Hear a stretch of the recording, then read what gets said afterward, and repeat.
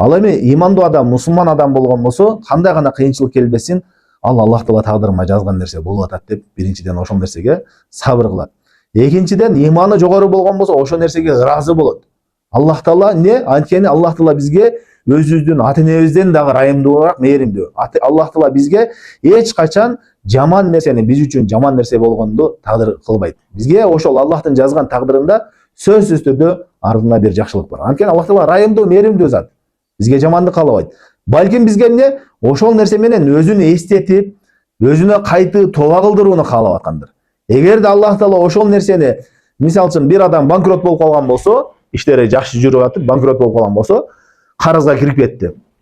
Мунун кандай жакшылыгы бар деп айтышы мүмкүн да. Аллах Таала билүүчү зат, райымдуу зат, мээримдүү зат. Аллах Таала балким ошону билгендир. Эгерде мунун ушул абалда жумуштары жакшы кете берсе, байып кете берсе, бул чектен чыгып, күнөөкөр болуп, бузугу болуп, капырлык деңгээлге жетип барышы мүмкүн да.